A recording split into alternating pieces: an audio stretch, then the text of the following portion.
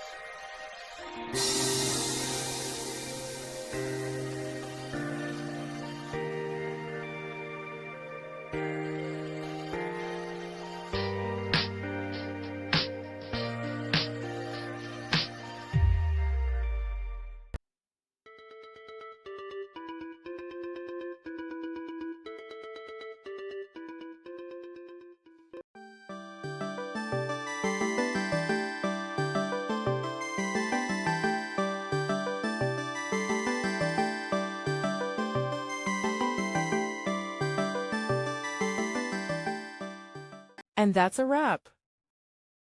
I hope you found the answer you were looking for. If you did, take a second to hit that subscribe button. It really helps out. And let me know in the comments which solution worked best for you. See you next time in the debug zone.